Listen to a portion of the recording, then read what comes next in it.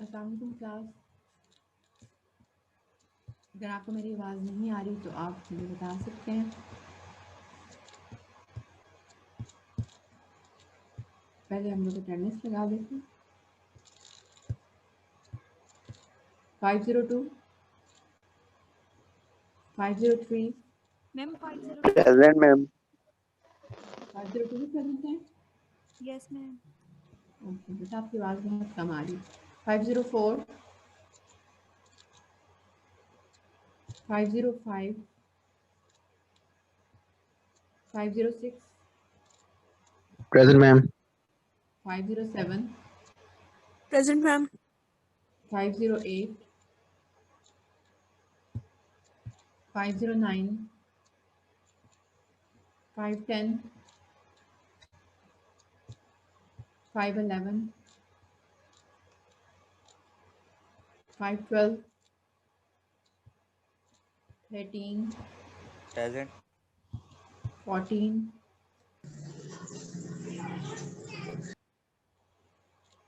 Saira Iqbal 14, 15, Present, ma'am. 16, 17, present 18,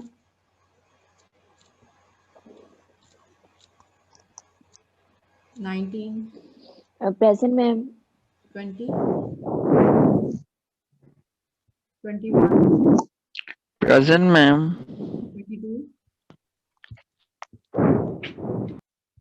23, Present. 24, 25, Present. 27, 27 present. 28,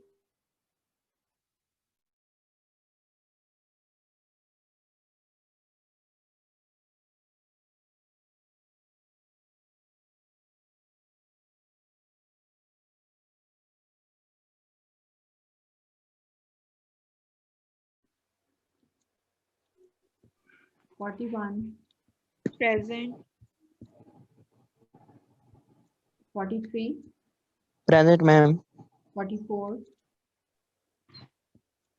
45, yes ma'am. 46,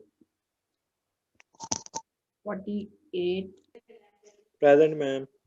49, 50, 51, Present, ma'am. 52, yes ma'am. 53, Present, ma'am. 55,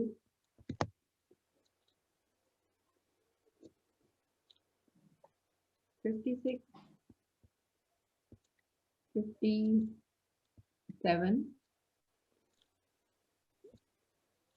58, Present, ma'am. Ma'am, 32 present है, मेरे signals चले गए थे। बेटा मैंने आपकी लगा दी मैम हुई नेट है। डिस्कनेक्ट हो गया था। कोई बात नहीं। 60, प्रेजेंट मैम। 61, 62,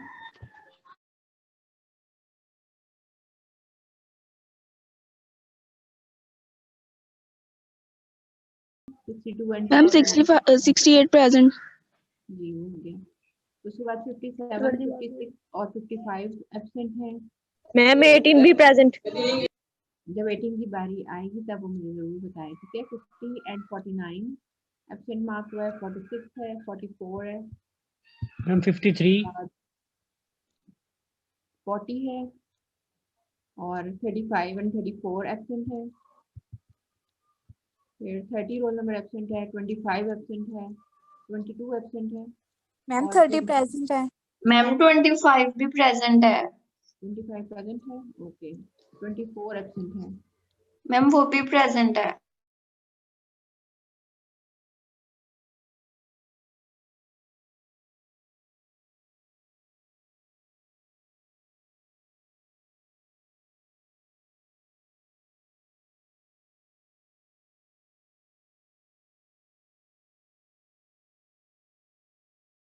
आज जो हमारा फोकस है, जो काम है पूरे लेक्चर में, लास्ट लेक्चर में हमने जो क्वेश्चन जो काम किया था वो आप लोगों ने उसमें कोई प्रॉब्लम तो नहीं?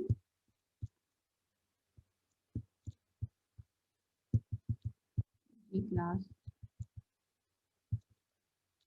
स्क्रीन आपको नजर आ रही होगी, क्लियर है? स्क्रीन आपको नजर आ रही Yes, ma'am. है? Okay. इसमें से कुछ समझ ये इसको हमने आज समझना है, ठीक है? आज हमारा फोकस सिर्फ ये कि हमें ये सारी कैलकुलेशन जो करते हैं हम लोग जनरली ये समझ में आ जाए, और फिर नेक्स्ट लेक्चर में हम इसके रेलेवेंट एक थ्योरम है जिसमें ये सब यूज होती है, तो वहाँ पे हम इसको अप्लाई करेंगे, ठीक है? तो आपको जहाँ पे भी कोई चीज़ समझ में नहीं आ रही आप फौरन से पूछ सकते हैं, और आपने बिल्कुल हेजिटेट नहीं करना, जहाँ कोई चीज़ समझ नहीं है आप फौरन पूछें ताकि आपको ये क्लियर हो जाए, ठीक है? अब आपके पास हम लोगों ने लास्ट जो लेक्चर थे उसमें हमने क्या पढ़ा था, एक तो हमने कोऑर्डिनेट पैच पढ़ा था और एक हमने कोऑर्डिनेट ट्रांसफॉर्मेशन को डिस्कस किया था, ठीक है? और कोऑर्डिनेट ट्रांसफॉर्मेशन में हमने तीन चीज़ें रखी थी, आप वो लेक्चर खोल के देख भी सकते हैं। वैसे मैं आपको बता रही हूँ कि फंक्शन एफ जो है उसको बाइजेक्टिव होना चाहिए और क्लास पी के को बिलोंग करना चाहिए, और उसके इन्वर्स को भी क्लास पी के को बिलोंग करना चाहिए। तो जब हम इसको प्रूव करने जाएंगे तो हमें कुछ इस तरह की कैलकुलेशंस करनी पड़ेंगी, जो हम सिर्फ आज हमारा फोकस कैलकुलेशन पे रहेगा ताकि हम इसको आगे अप्लाई कर सकें, ठीक है? तो एफ एक फंक्शन है जो कि v से u में आंसर दे रहा है, यानी इसकी डोमेन v है और इसकी रेंज u है, और यहाँ पे v और u दोनों 2 डायमेंशन में है, इसलिए इनके जो एलिमेंट्स हैं या इनके जो मेंबर्स हैं वो कोऑर्डिनेट ऑर्डर पेयर की फॉर्म में रिप्रेजेंट किए जा सकते हैं। और अगर v के किसी एलिमेंट की बात हो रही है तो v1 v2 की फॉर्म में होगा, पहला कोऑर्डिनेट इसका v1 होगा, सेकंड वन v2 होगा, और u के एलिमेंट्स को इस ऑर्डर पेयर से हम रिप्रेजेंट कर सकेंगे u1 एंड u2, ठीक है? और फंक्शन एफ में एक्चुअली हमारा फोकस है वो कोऑर्डिनेट ट्रांसफॉर्मेशन है, तो उसको भी थोड़ा सा आप ध्यान में रखें। और वैसे हम एक आम फंक्शन की बात कर रहे हैं जो कि कोऑर्डिनेट ट्रांसफॉर्मेशन हो भी सकता है और नहीं भी हो सकता, ठीक है? एक फंक्शन एफ है जो कि v से u में आंसर दे रहा है, जिस मीन्स के v एलिमेंट्स पे अप्लाई होगा और आंसर इसका u एलिमेंट्स की फॉर्म में आएगा। इसी तरह g इसका इन्वर्स है जो कि u से v में आंसर देगा, ठीक है? अब अगर जी एफ का इन्वर्स है तो इनकी कंपोजिशन एक आइडेंटिटी फंक्शन बनना चाहिए, क्या ख्याल है आपका? ठीक है, फंक्शन का अगर आप उसके एफ का आप उसके एफ इन्वर्स के साथ कंपोजिशन लें तो आंसर क्या आता है? आइडेंटिटी फंक्शन, ठीक है? Yes. मीन्स के फंक्शन आइडेंटिटी फंक्शन का मतलब क्या होता है कि हम उसको अप्लाई करें जिसके ऊपर भी तो हमारे पास कोई आंसर आ जाए। For example f of x is equal to x, ये एक आइडेंटिटी फंक्शन होगा। अगर एफ और उसके इन्वर्स का हम लोग कंपोजिशन लेते हैं तो कैसे ही होता है जी?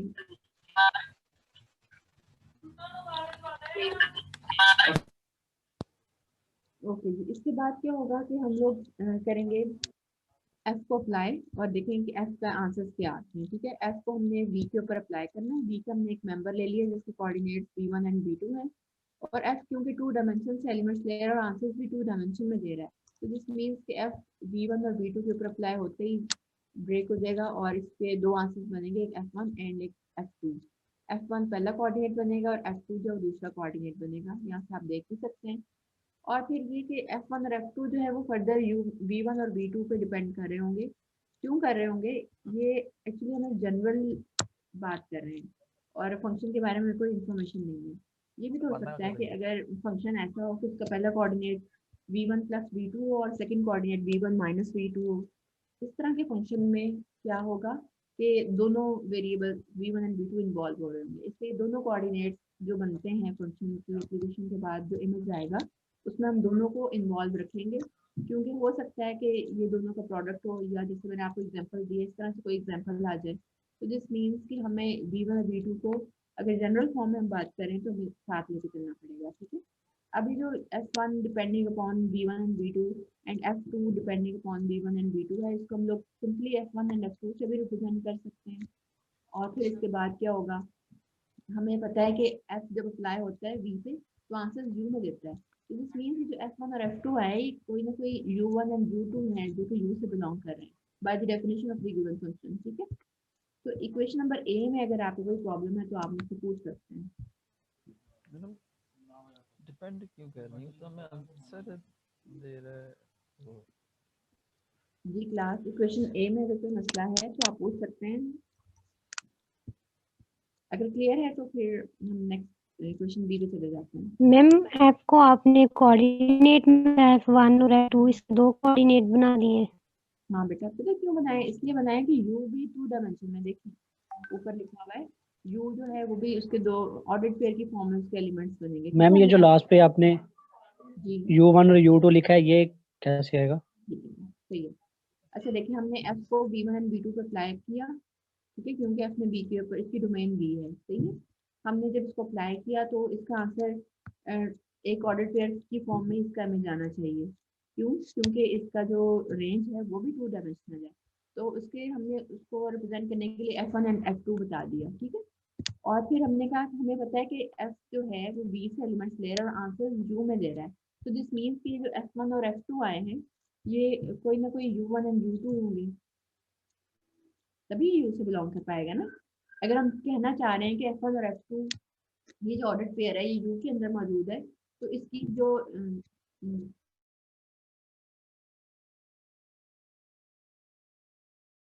कि हमने कहा है कि एफ और जी इनवर्स है, यानी जी जो है वो एफ का इनवर्स है, तो इनकी कंपोजिशन डेफिनेटली आइडेंटिटी फंक्शन बनेगी, सही। अब हम लोग क्या करते हैं कि जी, आप देखें जी की डोमेन क्या है, यू।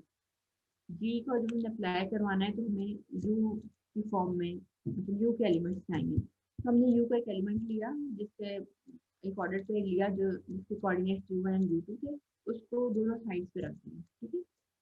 अब हम लोग पहले राइट हैंड साइड को डिस्कस करेंगे। आई जब U1 एंड U2 पे अप्लाई होगा तो वापस आंसर U1 एंड U2 ही देगा, क्योंकि ये एक आइडेंटिटी फंक्शन है।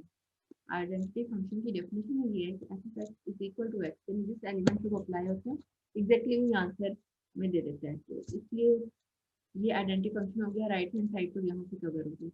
अब हम लोग लेफ्ट हैंड साइड की बात करेंगे। लेफ्ट हैंड साइड में सबसे पहले क्या होगा, जब कंपोजिशन हम लोग ले रहे थे तो जी सबसे पहले अप्लाई होगा, तो जी को हम अप्लाई करेंगे U1 एंड U2 पे। तो हम इक्वेशन नंबर 20 से देख सकते हैं कि जब हम जी को U1 एंड U2 पे अप्लाई कर रहे थे तो हमारे पास आंसर क्या आ रहा था, G1 depending upon U1 U2 and G2 depending upon U1 U2। ये यहाँ पे हमने लिख दिया उसकी वैल्यू, ठीक है। जी ऑफ U1 U2 की वैल्यू हमने यहाँ लिख दी, जो कि क्वेश्चन नंबर बी में हम उसको अच्छे से समझ चुके हैं। उसके बाद हमने फंक्शन एफ को अप्लाई करना है, और एफ को अप्लाई करने का जो क्या होगा रूल या प्रोसीजर, वो हमें ए इक्वेशन से मिलेगा, यानी एफ जब किसी भी नंबर से किसी भी डोमेन के एलिमेंट को अप्लाई होगा जो कि ऑर्डर पेयर की फॉर्म में होंगे, क्योंकि वो 2 डायमेंशन में है, तो वो F1 और F2 में आंसर देगा, ठीक है। तो ये इसी तरह एफ जब G1 एंड G2 के ऊपर अप्लाई हुआ तो ये F1 एंड F2 हो गया, प्लस जिनके ऊपर वो अप्लाई हो रहा, जिनके ऊपर वो डिपेंड कर रहा था वो भी हमने लिख दिया, यानी कि एफ जो है F1 जो है वो G1 और G2 दोनों पे, जो कि फर्दर आगे U1 एंड U2 पे डिपेंड कर रहे होंगे। इस तरह F2 जो है वो भी G1 एंड U2 पे डिपेंड करेगा, जहाँ पे G1 एंड G2 जो है वो U1 और U2 पे डिपेंड कर रहे हैं, ठीक है। Is equal to right hand side पे U1 एंड U2 हमने अभी फाइंड किया हुआ है आइडेंटिटी फंक्शन अप्लाई करके। यहाँ तक अगर कोई प्रॉब्लम है तो आप पूछ सकते हैं। क्लियर है मैम? ठीक है, ओके। इसके बाद अब यहाँ पे थोड़ा सा एक मेन स्टेप है, इसमें आपको समझना है। देखिए एक क्वेश्चन या एक जो हम लोग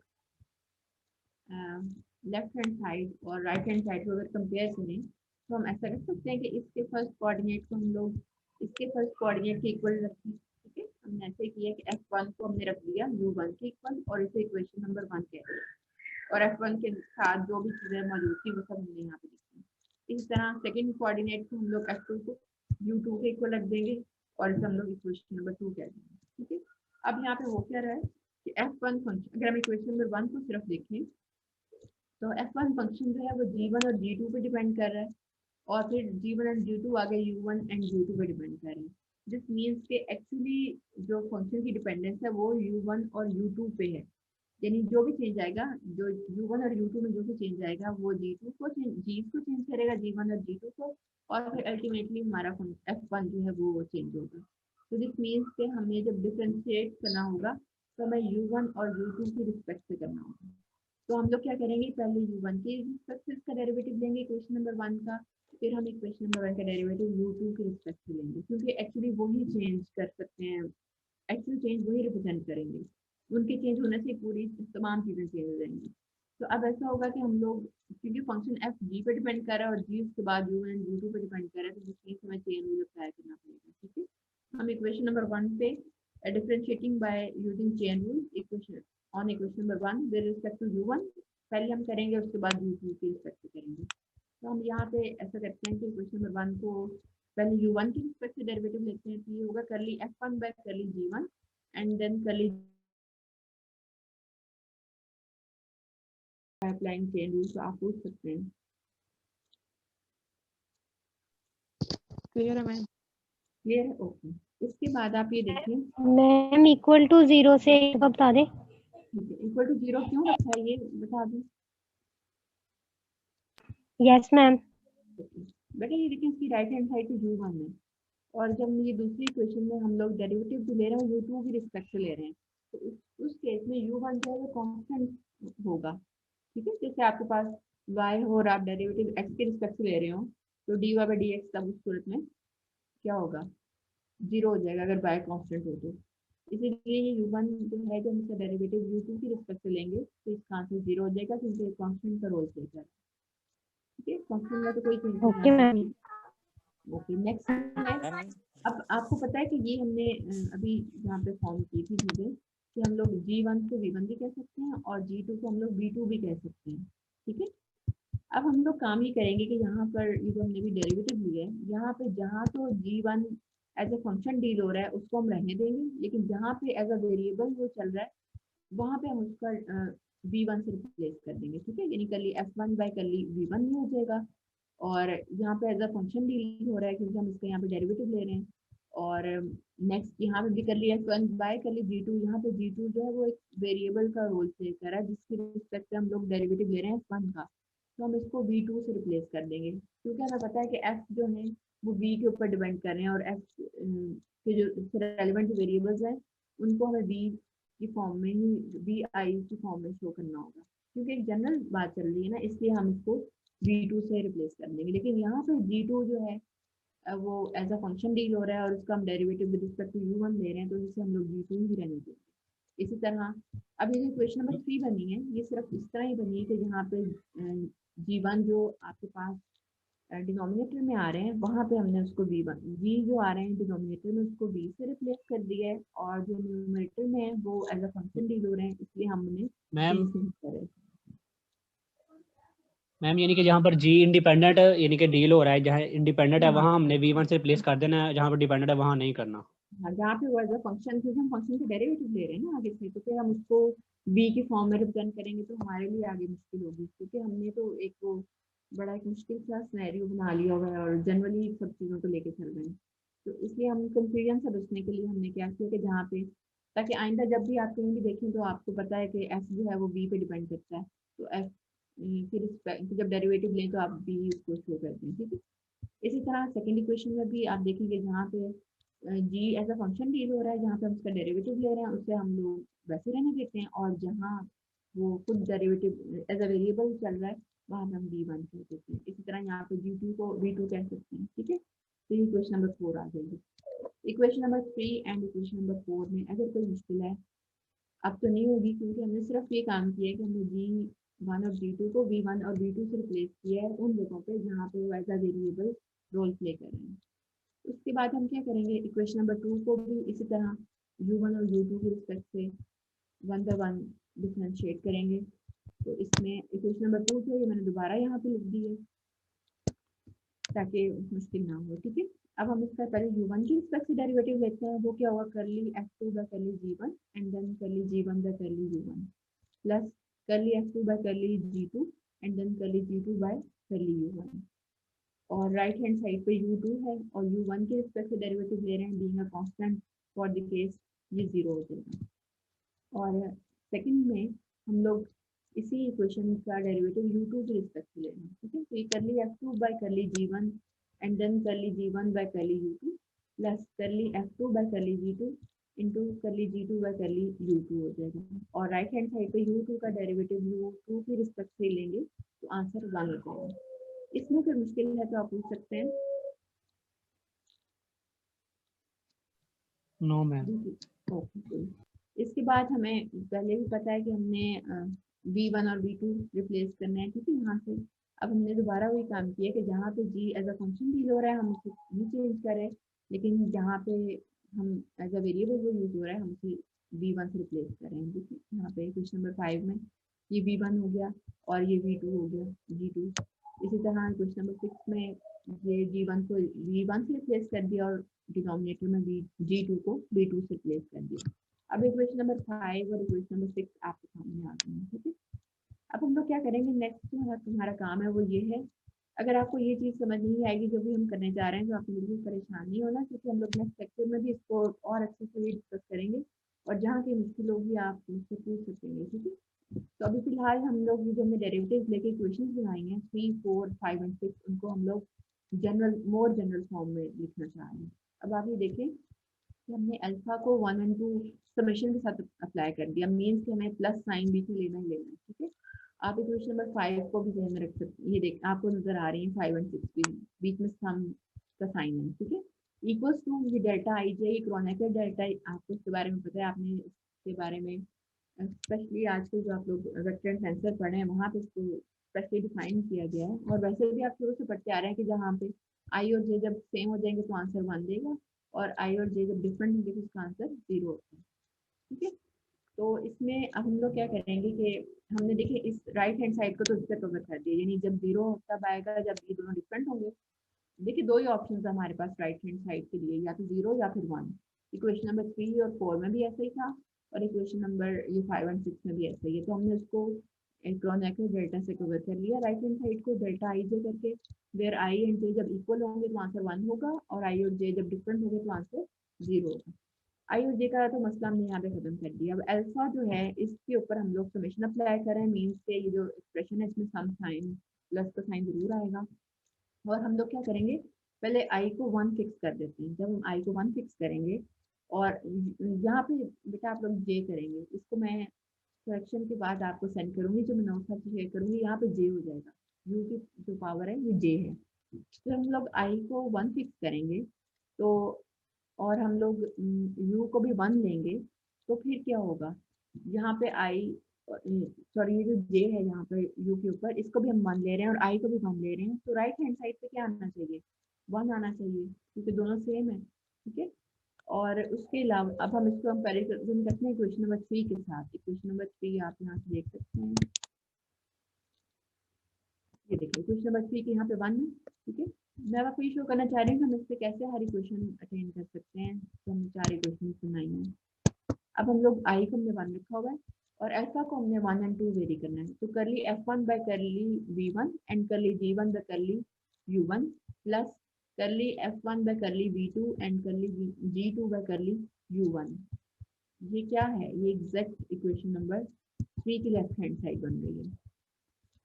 ये देखिए करली f1 बाय करली v2 एंड देन करली g1 बाय करली u1 एंड करली f1 बाय करली, जब हमने अल्फा को 2 रखा तो यहाँ पे v2 और यहाँ पे g की पावर 2 में ठीक है सुपर 2 हो गया एंड u1 इक्वल्स टू 1। ये टैली कर रहा है, ये समझ में आ रहा है आप लोगों को?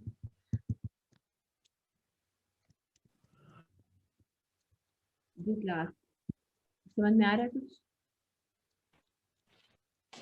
मैम अल्फा का दोबारा बता दें। ठीक है, मैं अब दोबारा आपको जे को 2 रख के बताऊंगी, ठीक है। अब इसमें इसी में ही हम लोगों ने आई को 1 फिक्स कर लिया है और जे को हम लोग 2 रखेंगे। अगर आपको क्लियर नहीं है तो हम लोग नेक्स्ट लेक्चर में इसको और भी अच्छे तरीके से कर लेंगे, ठीक है। आपने जिस मुझे ये कि थोड़ा सा आपको आइडिया हो जाए और फिर इंशाल्लाह आपको बहुत अच्छा से क्लियर भी हो जाएगा। अब हम लोग क्या करें कि हम लोग आई को तो 1 रख रहे हैं और जे को हम लोग 2 रखेंगे। आई 1 हो और जे 2 हो तो राइट हैंड साइड पर 0 आएगा। अब मैं आपको ये शो करना चाहती हूँ कि ये इक्वेशन नंबर 4 से टैली करेगा। जब हम लोग आई देखें इसकी इक्वेशन नंबर 4 में देखें राइट हैंड साइड पे 0 आ रहा है और हमारा भी 0 आ गया। इसी तरह जब हम लोग आई को 1 रखते हैं और जे को 2 रखते हैं तो ये बनेगा करली f1 बाय करली v1 करली g1 बाय करली u2 प्लस करली f1 बाय करली v1 एंड करली सॉरी प्लस करली f1 बाय करली v2 प्लस करली g2 बाय करली u2। ये इससे आप टैली कर सकते हैं यहाँ पे। अगर आपको ये समझ में नहीं आ रहा तो आप बिल्कुल परेशान नहीं हो, कोशिश करें से समझने की। ये देख लें राइट हैंड साइड पे 0 आ गया जैसे कि हमने शो कर लिया था, और हमने i को फिक्स किया था, तो ये देखें f की वैल्यूज 1 f1 ही आ रहे हैं, ठीक है। और j जो कि u के सब सुपरस्क्रिप्ट में था तो हमने 2 फिक्स किया था, तो ये भी 2 और 2 ही आ रहा है दोनों टर्म्स में। और हमने अल्फा को 1 वैल्यू दी थी तो पहली टर्म आ गई, और अल्फा को हमने 2 वैल्यू दी तो सेकंड टर्म आ गई। ये आप यहाँ से दोबारा भी देख सकते हैं।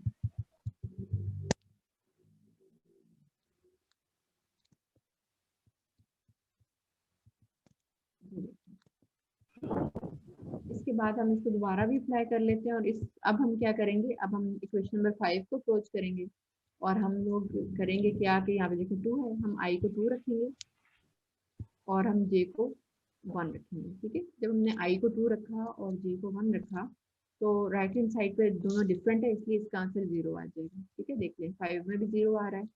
इसी तरह चले आप अभी इसको इतना ही समझ जाए आपने, इसको जरा सा बाकी हम लोग नेक्स्ट लेक्चर में अच्छे से पढ़ लेंगे, ठीक है। टाइम ओवर हो रहा है और नेक्स्ट लेक्चर में इसको मैं थोड़ा लिख के आपके साथ दोबारा शेयर कर लूँगा। ठीक है मैम। हम कल से यहीं से करवा दीजिएगा स्टार्ट। अल्लाह हाफिज़। इतना सेंड कर दीजिएगा। अल्लाह हाफिज मैं में करेक्शन करके बेटा सेंड करूंगी, थोड़ी सी जो है ना इसमें ये मैं आपको कर देती हूँ, ठीक है।